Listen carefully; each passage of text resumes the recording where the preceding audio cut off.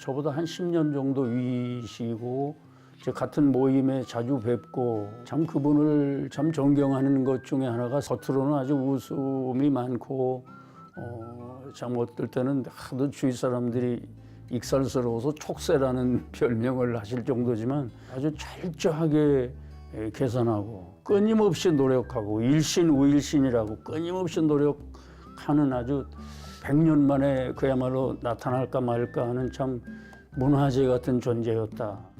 아니 백남봉 씨에 대한 기억을 떠올리다 보면 저는 자전거가 생각이 나요.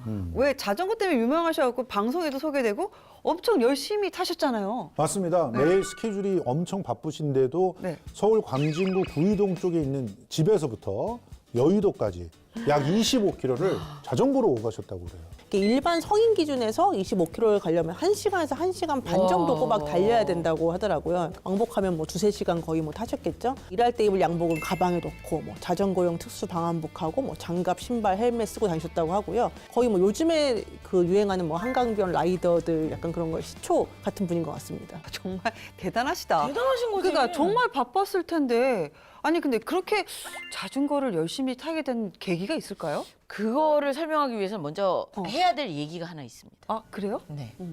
젊을 때부터 담배를 즐겼던 백남봉 씨. 그는 30년 넘게 하루 담배 4갑을 태우던 중증 애연가였습니다. 재밌는 무대를 만들어야 한다는 압박, 창작의 고통에 시달렸던 그는 아이디어가 막힐 때마다 담배를 찾았죠. 하지만 어느 날 그는 충격적인 상황을 마주하게 됩니다. 평소처럼 쇼를 하는데 갑자기 숨이 턱 막히면서 목소리가 나오지 않은 건데요. 불안해서 병원을 찾은 그에게 의사는 단호하게 말했습니다. 당장 담배를 끊어야 한다고.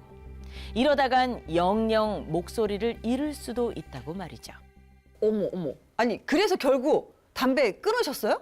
네, 그렇습니다. 이 백남봉 씨는 의료진한테 굉장히 심각한 경고를 받은 뒤에 자신의 삶을 돌아보게 되는데요. 더 이상 이렇게는 안 되겠다 생각을 하셔서 일생일대의 결심을 하고 30년 이상 태우시던 담배를 끊었습니다. 와 대단하시다. 그건 진짜 잘한 건데. 그럼요. 인기라는 게 없어서도 스트레스지만 인기가 올라가면 유지해야 한다고 하는 스트레스 때문에 더 담배를 가까이 하지 않게 되지 않았을까. 모임이 있어서 같이 그 약주 한잔 할 기회가 있었는데 제가 이제 술을 따라드리 난 술도 끊고 담배도 끊었다. 나는 오로지 자전거만 탄다. 우리는 건강이 제일 아니냐. 건강을 잃으면 우리는 끝이야. 이러시더라고요. 아 근데 담배 피우던 분들이 금연하는 것 자체가 정말 힘든 그러니까요. 일이잖아요. 근데 거기다가 건강 전도사가 될 만큼 자전거를 열심히 타셨다? 그러니까요. 야 금연하고 운동 이 두 가지 같이 하는 거 진짜 쉽지 않은데? 담배를 끊으면 살찐다 이런 얘기 있잖아요. 맞아요. 그렇죠?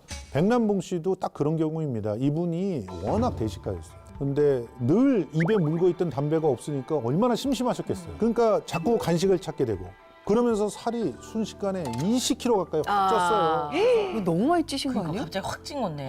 담배 피고 좀 샤프해 그런 분들이 탁 끊고 나면 갑자기 이렇게 덕스러워지시는 네. 경우가 좀 있는데 사실 이제 그렇게 되다 보면은 결국에는 이제 살도 찔 뿐더러 당분을 또 너무 많이 드시니까 또 과식하고 폭식 따라오고 하면은 이제 장내 미생물의 균형도 깨지는 거죠. 이제 그러면은 이제 좋은 균, 유익균들은 감소하고 유해균들이 증가를 하게 되고요. 근데 이렇게 장 건강이 안 좋아지면 이제 비만이 좀 체질화되기 쉬운 상태로 연결이 될 수가 있습니다.